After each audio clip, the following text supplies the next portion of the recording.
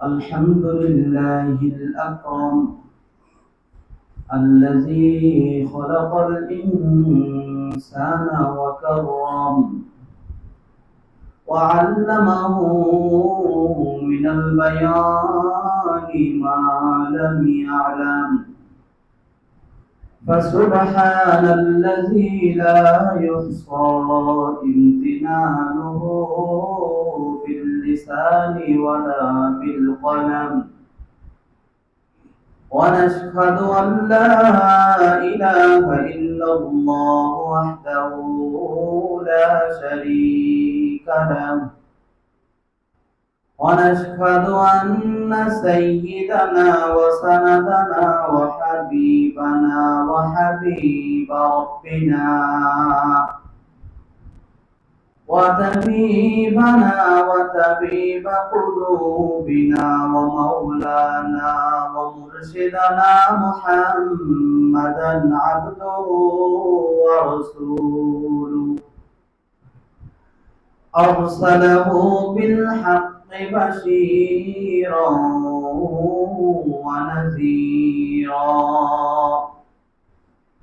وداعيا إلى الله بإذنه وسراجا وقمرا منيرا. أما بعد فأعوذ بالله من الشيطان الرجيم. بسم الله الرحمن الرحيم. إن الدين عند الله الإسلام. وقال الله تعالى في آية أخرى: وما اختلف الذين أوتوا الكتاب إلا من بعد ما جاءتهم البينات. صدق الله المولانا العظيم وصدق رسوله النبي الكريم. ونحن على ذلك من الشاهدين والشاكرين والحمد لله رب العالمين. मैं दूर हूँ मजबूर हूँ ऐ सैयद आलम। मैं दूर हूँ मजबूर हूँ ऐ सैयद आलम। दीदार दिखाते नहीं आवाज सुना दो। दीदार दिखाते नहीं आवाज सुना दो। मैं सूरत यूसुफ को नहीं चाहने वाला। मैं सूरत यूसुफ को नहीं चाहने वाला। हर जुमला जहाँ जिनकी तजल्ली से उजाला। हर जुमला जहाँ जिनकी तजल्ली से उजाला। मकबूल है शाज़ा है काबिल तो बहुत है। मकबूल है शाज़ा है काबिल तो बहुत है। आईना के मानंदे तो नहीं दिल तो बहुत है। आईना के मानंदे तो नहीं दिल तो बहुत है। আলহামদুলিল্লাহ। সর্বপ্রথম সমস্ত প্রশংসা ওই আল্লাহ তাআলার জন্য, যিনি আমাকে ও আপনাদেরকে বিশেষ দিন, পবিত্র দিন আল্লাহ তাআলার জান্নাতের বাগানের মতো একটি বাগানে আসার বসার তৌফিক দান করেছেন, সুস্থ শরীরে, স্বাভাবিক শরীরে। সেজন্য সবাই শুকরিয়া আদায় করি আলহামদুলিল্লাহ। আল্লাহ তাআলার কাছে আমাদের সবচাইতে বড় শুকর হলো আল্লাহ পাক আমাদেরকে সুস্থ রাখছে। এই সুস্থতার কত বড় নিয়ামত! আমি আপনি যদি এখন পঙ্গু হসপিটালে যাই তখন বুঝবো সুস্থতার নিয়ামত কত। এর কারণ হলো আজ আমরা স্বাভাবিক শরীরে এখানে আসতে পারছি, তো কত মানুষ কত পঙ্গু হয়ে পঙ্গু হসপিটালে আছে, কত মানুষ মানসিক রোগ আক্রান্ত হয়ে তিনি পাগলই বেশে আছে। অনেক লেখাপড়া করছে, অনেক শিক্ষিত হয়েছে, তারপরেও তার শরীর স্বাভাবিক না, বেন স্বাভাবিক।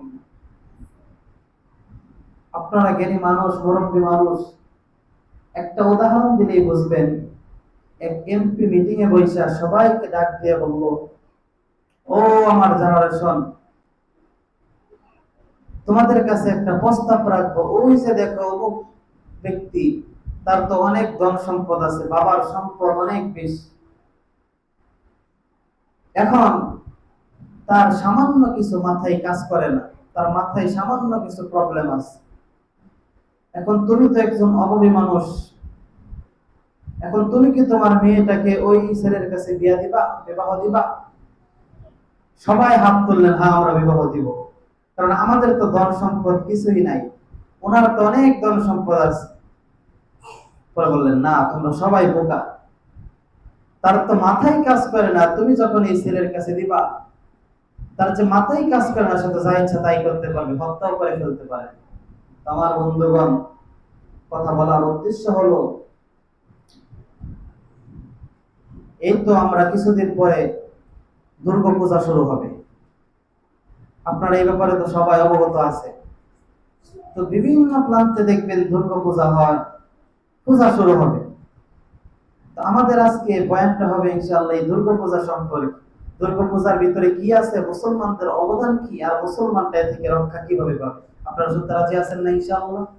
ইনশাআল্লাহ। তো আপনাদেরকে আমারও জিজ্ঞাসা করে নেই, সবাই কেমন আছেন? আলহামদুলিল্লাহ, আমিও ভালো আছি। আল্লাহ রাব্বুল আলামিন সূরাতুল ফাতিহার মধ্যে প্রথম আয়াতটা হলো আলহামদুলিল্লাহি রাব্বিল আলামিন। সমস্ত প্রশংসা ওই রবের জন্য যিনি জগৎ সমূহের রব। আমার ভাইরা, রব মানে কি?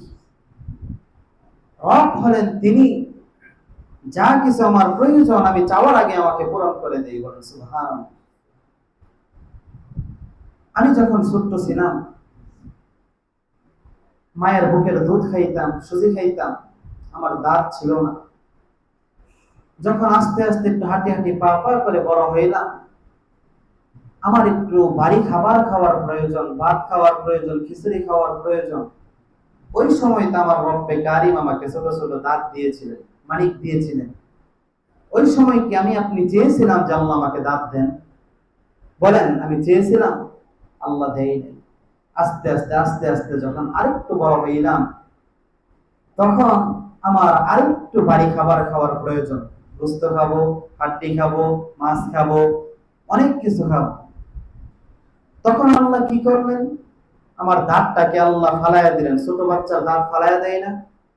তো দাঁত ফালাইয়া দেওয়ার পর আল্লাহ আমাদেরকে আরেকটু শক্ত দাঁত দিলেন, যাতে আমরা খাইতে পারি।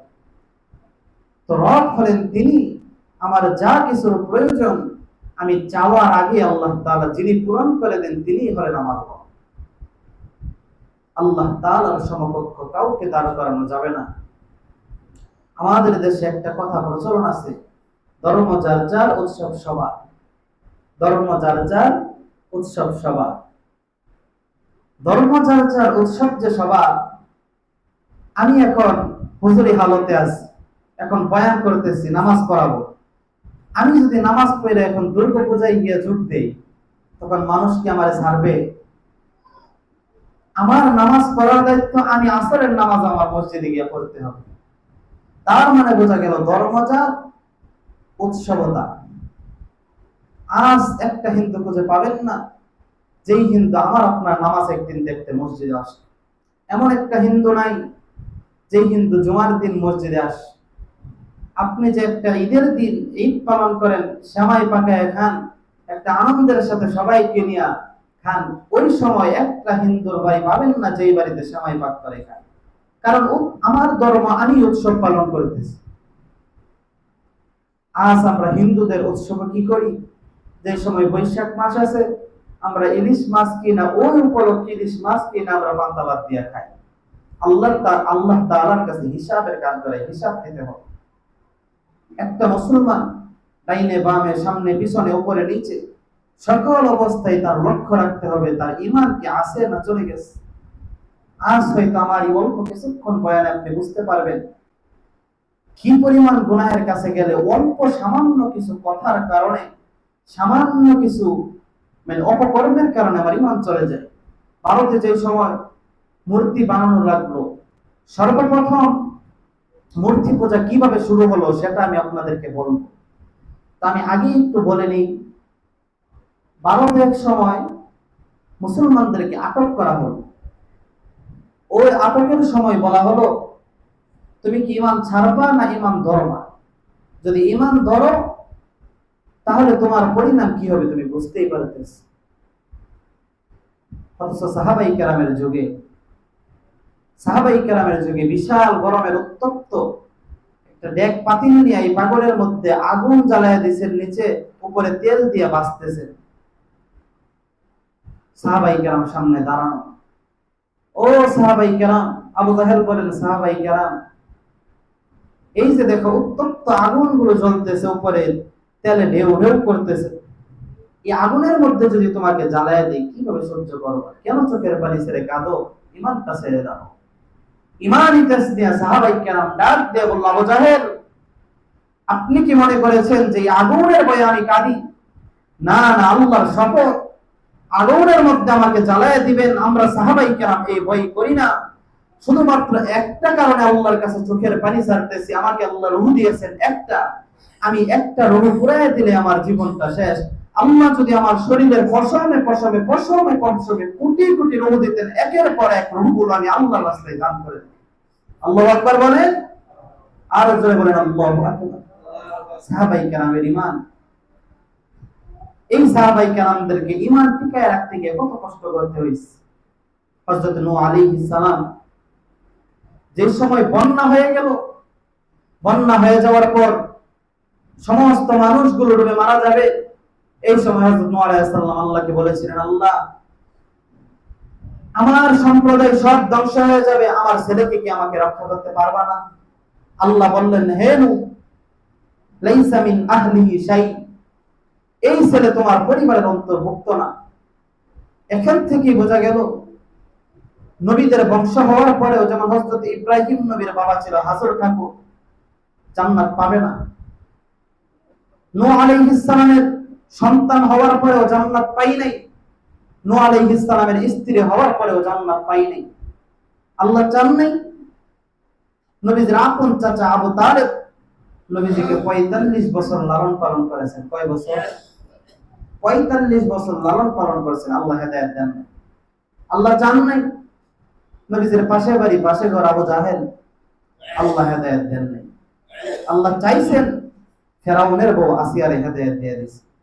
কওমি লূতি আহলিয়ারা কাফেরা, কওমি লূতি আহলিয়ারা কাফেরা, ফেরাউন আহলিয়ারা কাহেরা। পিছনে যারা আছে টাকায় আসে। আমার ভাইরা, ফেরাউনের বউ আসিয়া এত নির্যাতিত হয়েছেন, আল্লাহর কাছে বলছেন, অনাজ্জিনি মিনাল কওমিজ যালিমিন, আয় আল্লাহ, তুমি আমাকে নাজাত দাও ফেরাউনের হাত থেকে। ফেরাউন আসিয়াকে এমন ভাবে নির্মম ভাবে হত্যা করেছেন। ফেরাউনের একটা অভ্যাস ছিল, যদি কোনো মানুষ আল্লাহকে আল্লাহ বলে স্বীকার করত, কারণ ফেরাউন তো ঘোষণা দিয়েছিল, আনা রাব্বুকুমুল আ'লা, আমি তোমাদের সবচেয়ে বড় রব। তো ফেরাউনকে আল্লাহ ক্ষমতাও দিয়ে দিয়েছিল। ফেরাউন রাতের আধারে ফেরাউন আল্লাহর কাছে বলতো, আল্লাহ, তুমি তো জানো আমি খোদা না, তোমার কাছে একটা জিনিস চাই, আল্লাহ আমাকে দুনিয়াটাই দাও, আখিরাত দরকার নাই। তুমি আমাকে এতটুকু ক্ষমতা দাও যে আমি যদি বলি রোদ ওঠো, রোদ উঠে যায়, আমি যদি বলি বৃষ্টি দাও, বৃষ্টি উঠে যায়, তাহলে মানুষ আমাকে খোদা মানবে। আল্লাহ তাআলা ক্ষমতা দিয়ে দিলেন। এই ফেরাউন ঈমান গ্রহণ করার কারণে তার স্ত্রীকে মরুভূমির মধ্যে নিয়ে গেলেন।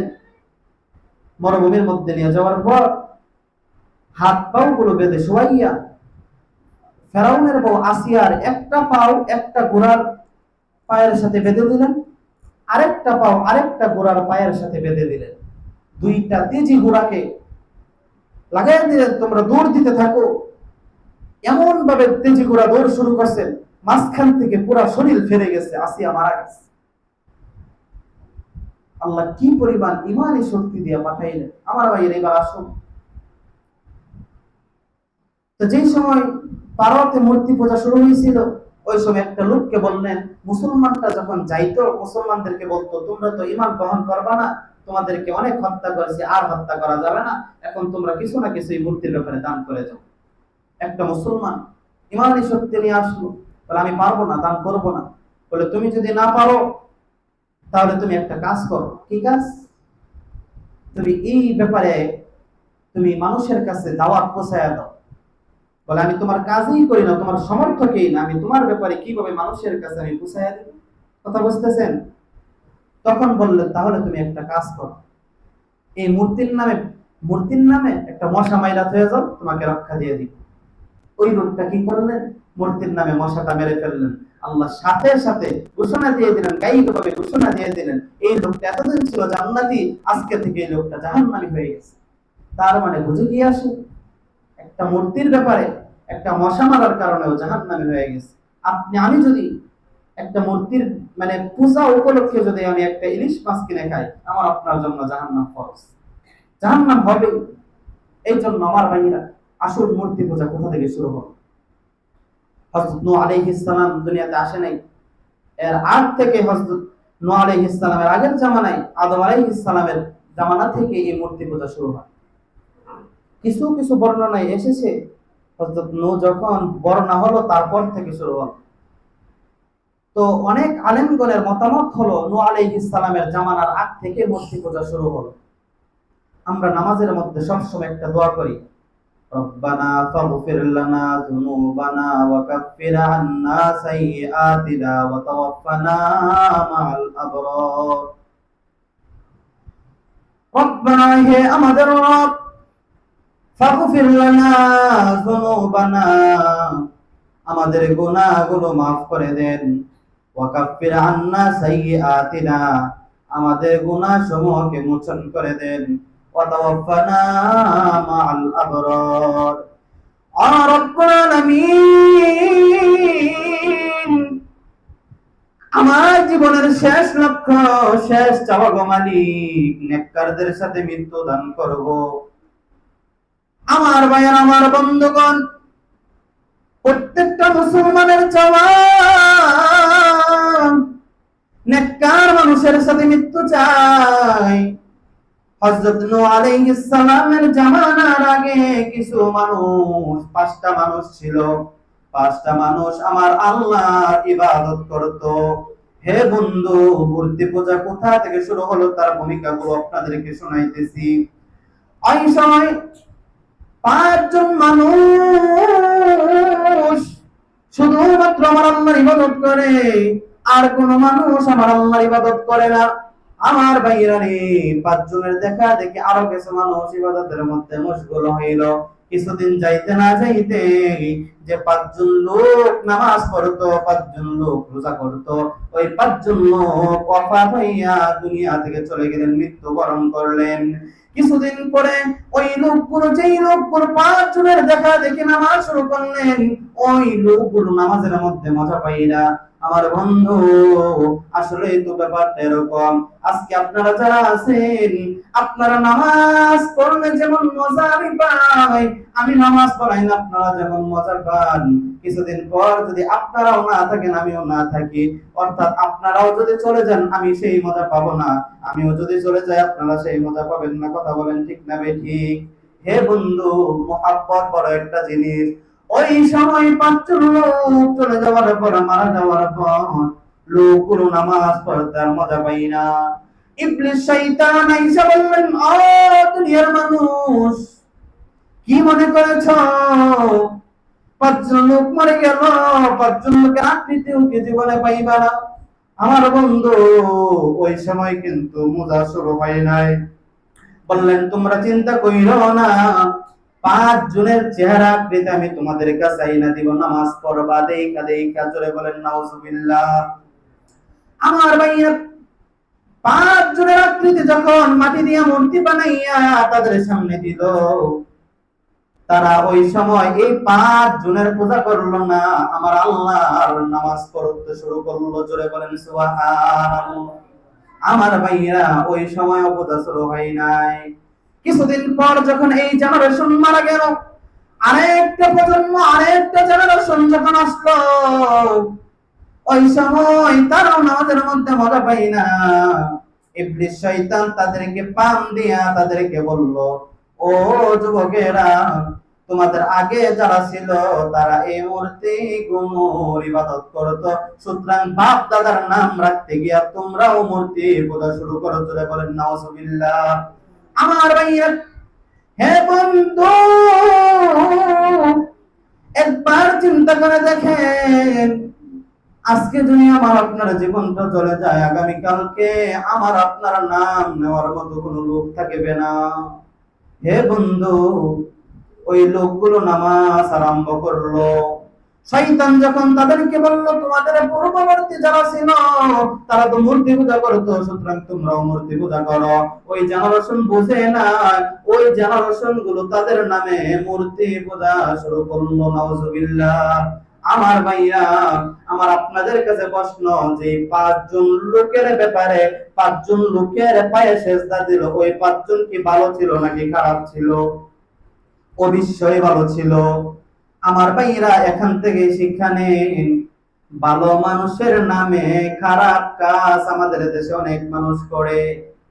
হযরত শাহজালাল রাহমাতুল্লাহি আলাইহি, খাজা মুঈনুদ্দিন চিশতি রাহমাতুল্লাহি আলাইহি, বাইজিদ মুস্তামি রাহমাতুল্লাহি আলাইহি, তারা কি ভালো ছিল না খারাপ ছিল?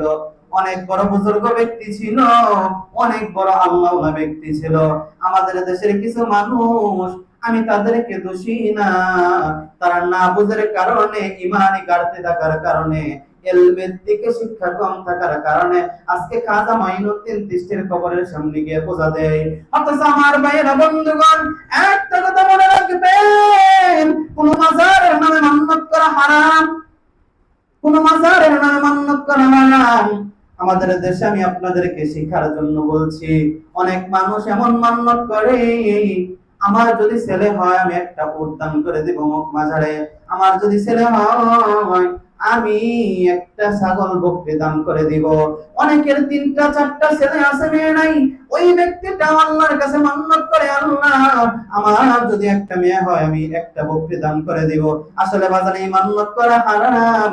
এর কারণ হইল, আপনি যে মান্নত করেছেন আপনার চিন্তা করা দরকার, আমার আল্লাহ আপনার ব্যাপারে যা কিছু ভালো মনে করেছেন তাই আমার আল্লাহ দান করে দিয়েছেন। আমার ভাইরা, ওই জেনারেশন গুলো আপনাদের মনে আছে নাকি মূর্তি পূজা শুরু করলো? তাহলে মূর্তি পূজা কোথা থেকে শুরু হলো?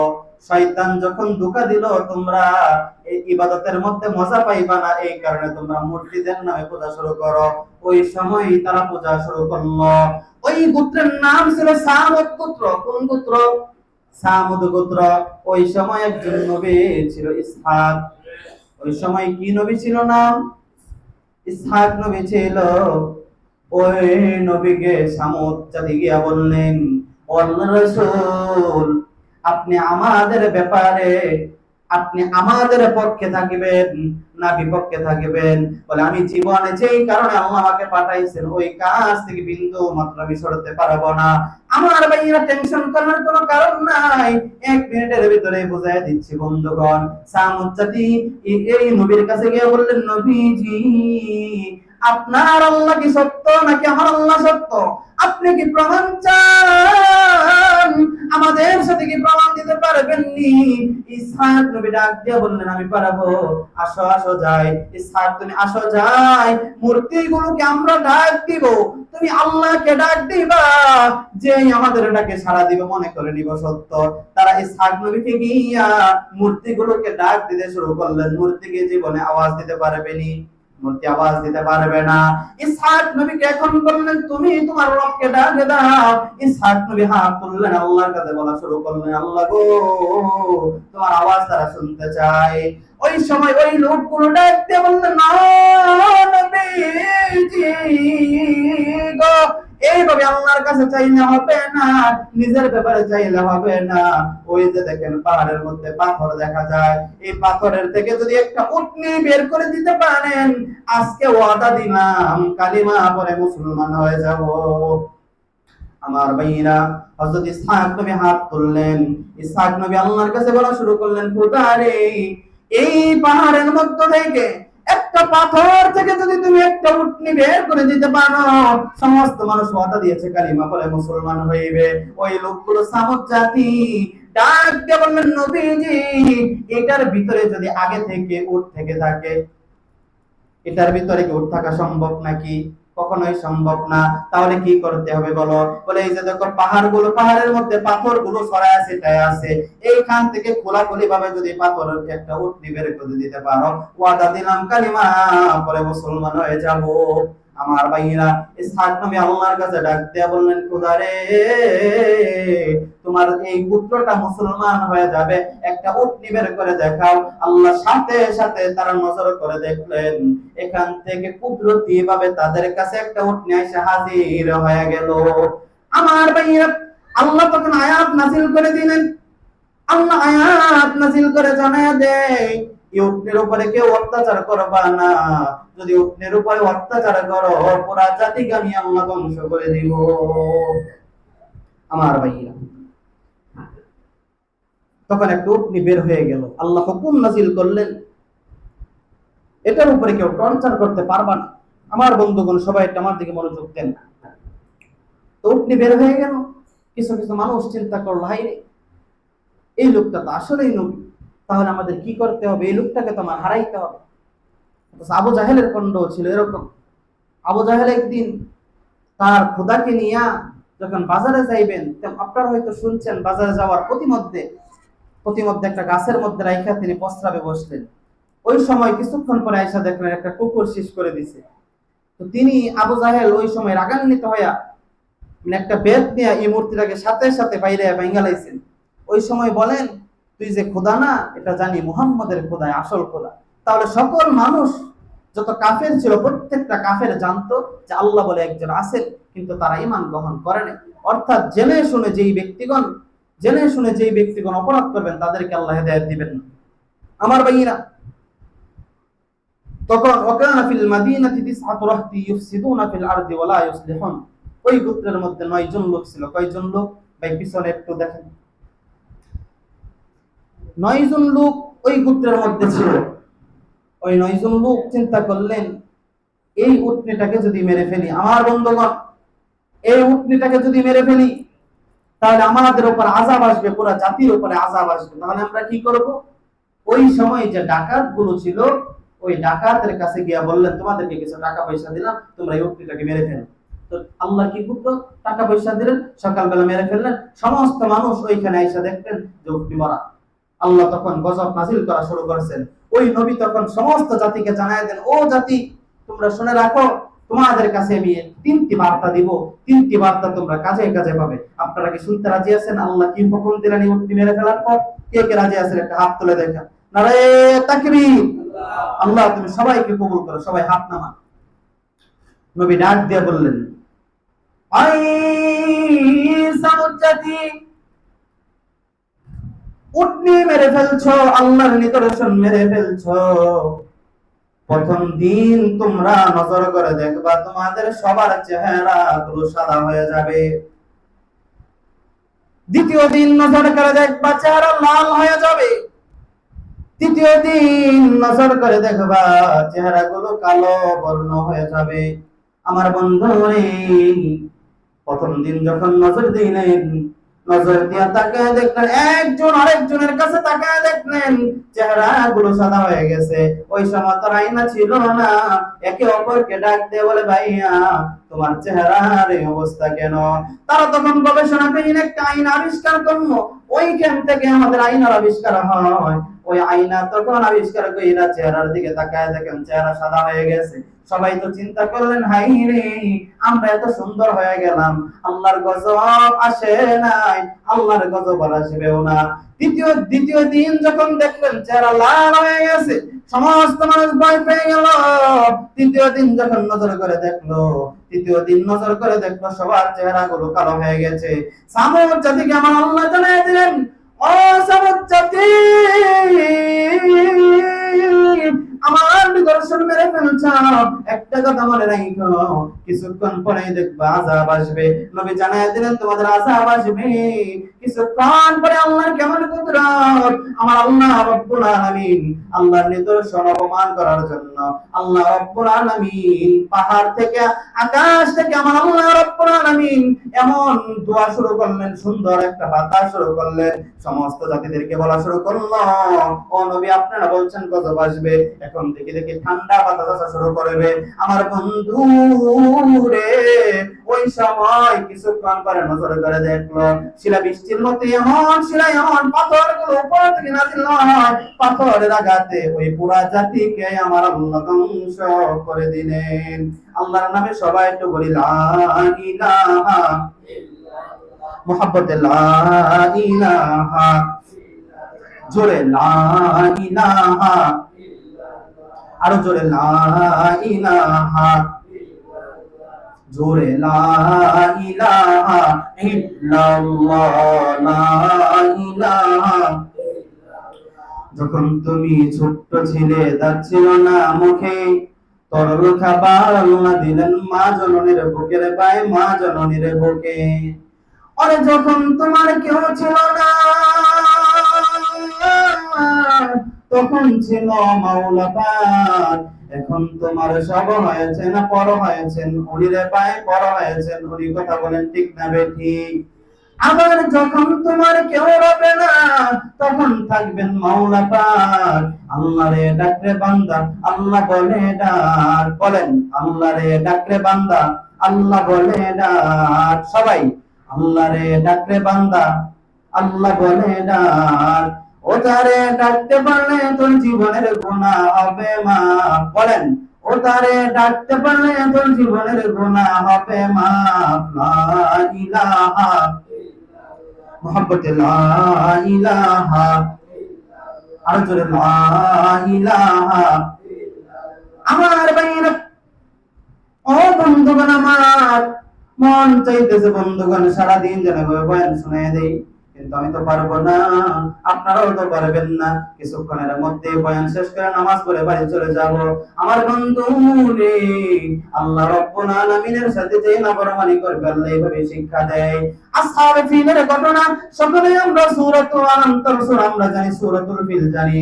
আল্লাহ রাব্বুল আলামিন আমার নবীজিকে ডাক দিয়ে বললেন, নবীজি আপনি কি জানেন আলাম তারা কাইফা ফাআলা রাব্বুকা বিআসহাবিল ফিল, হাতি বাহিনীদের সাথে কি হয়েছিল? ও বন্ধুগণ, আমি আপনাদেরকে শুরু থেকে টাচ দিয়ে 5 মিনিটের ভিতরে পয়েন্টটা শেষ করে দেই।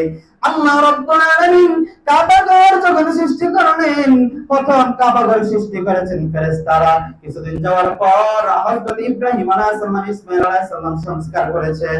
এই কাবা ঘরের মধ্যে আল্লাহ সূরাতুল বাকারার মধ্যে জানায় দেয়, এই কাবা ঘর এত সুন্দর করে বানাইছেন।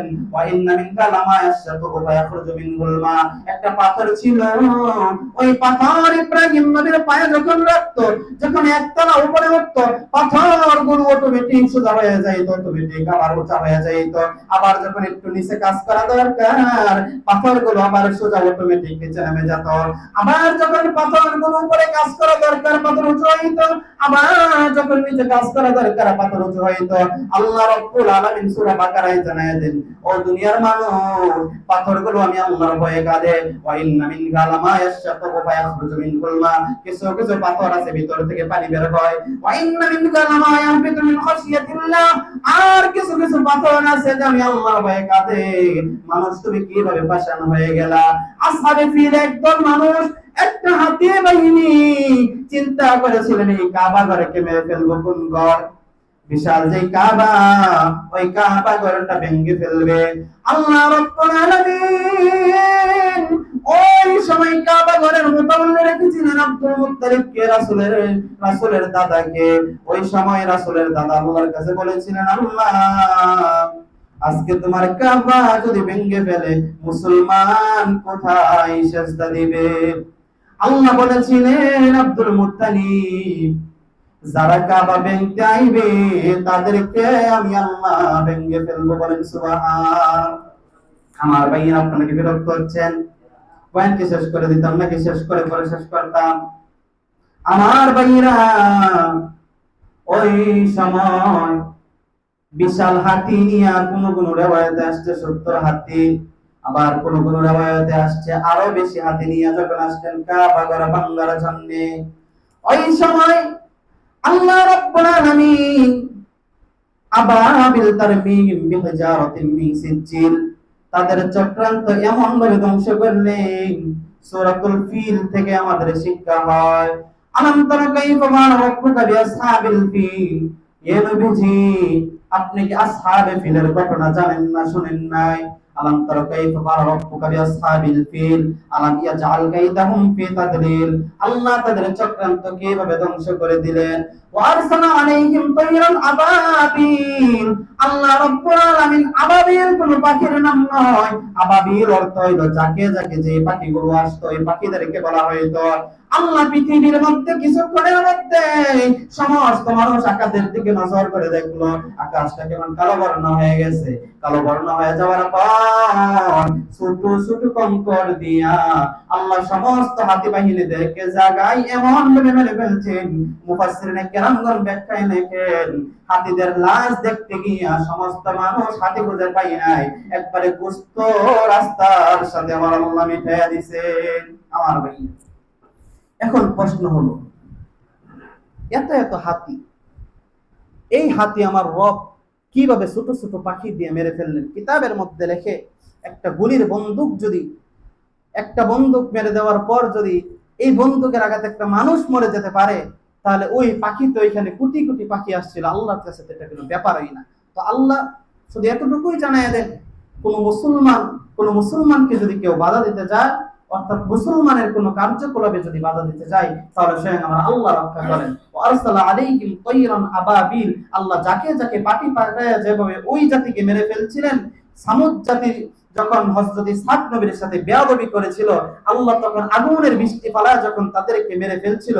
আমার বন্ধুগণ, আমার আপনার এখান থেকে শিক্ষা নিতে হবে, কোন মানুষ যদি মুসলমানের কোন কাজে বাধা দেয়, এটা আপনার কোনো টেনশন করতে হবে না। আমার ভাইয়েরা, যখন কোরআন নাজিল হয়, কোরআন নাজিল হওয়ার সময় আল্লাহর নবী বারবার মুখ নাড়ায়, বারবারই মুখ নাড়ায়। তো বারবার যে মুখ নাড়ায়, আল্লাহ তখন আয়াত নাজিল করলেন, নবী আপনার বারবার চেষ্টা করতে হবে না। ইন্না নাহনু নাযালনাল কুরআন ওয়া ইন্না লাহু লাহাফিজুন। কোরআন নাজিল করেছে আমি আল্লাহ, কোরআনের হেফাজত করব আমি আল্লাহ। আমার বন্ধুগণ, আজ আমাদের মহল্লি ইস্তিশহাদ হলো, কোন মূর্তি উপলক্ষে, কোন পূজা উপলক্ষে মুসলমান যদি এই পূজা উপলক্ষে যদি একটা ইলিশ মাছ কিনে খায় বা পূজা উপলক্ষে যদি কিছু কিনে খায়, তার জন্য এটা হারাম হবে। আমার বন্ধুগণ, সামনে পূজা আসতেছে, আমরা যাব না, কারণ আমাদের ইমানই গাড়তে হবে, আমাদের ইমান কমে যাবে। এই জন্য প্রত্যেকটা মানুষ এখান থেকে নিয়োগ করবেন, আমার কি দরকার আছে, বাইরে তো আমার অনেক কিছু দেখার আছে। মুসলমানের উৎসব যদি কোনো একটা হিন্দু দেখতে না আসে, আমি কেন হিন্দুদের বোঝাই যাব? মুসলমানদের একটা জুমার দিন, শবে কদরের দিন, একটা রমজান মাস তারাবি পড়ে বছরে, ঈদের দিন ঈদের মাঠ করে কোনো হিন্দু দেখতে আসে না, আমি কেন দেখতে যাব? আমার বন্ধুগণ, শেষ কথা হলো, হিন্দুদের অর্থাৎ অমুসলিম যারা আছেন তাদের আমরা যে পরিমাণ নাগরিকের সুবিধা পাই, তারাও নাগরিক হিসাবে ততটুকু সুবিধা পাইবেন। অর্থাৎ তাদের উপর আমাদের কোনো হামলা করা যাবে না, তাদের মূর্তি পূজায় কোনো বাধা দেওয়া যাবে না, তাহলে মুসলমানের উপর এটা ঠিক হবে না। মুসলমান তাদের ধর্ম তারা পালন করবে, এটা আমাদের তাদেরকে করতে দিতে হবে। অর্থাৎ তাদের নাগরিকত্ব পাওয়া হিসাবে যদি তারা কোনো কিছু কম পায়, এই ব্যাপারে আমরা সুপারিশ করতে পারবো। যদি যুদ্ধ করা লাগে তাদের ব্যাপারে যুদ্ধও করতে পারবো। অর্থাৎ তাদের ব্যাপারে নাগরিক হিসাবে আমরা যা পাই তারাও তা পাবে, কিন্তু তাদের দেখা আমাদের জন্য হারাম। তারা কি করতেছে? এটা তাদের কাছে তাদের ধর্ম, তাদের উৎসব, আমাদের ধর্ম, আমাদের উৎসব। আল্লাহ পাক প্রত্যেকটা মানুষকে বোঝার তৌফিক দান করুন। ওয়া আখির দাওয়ানা আলহামদুলিল্লাহি রাব্বিল আলামিন। যারা সুন্নাত পড়েন কবলাল জুমা, যারা সুন্নাত পড়েন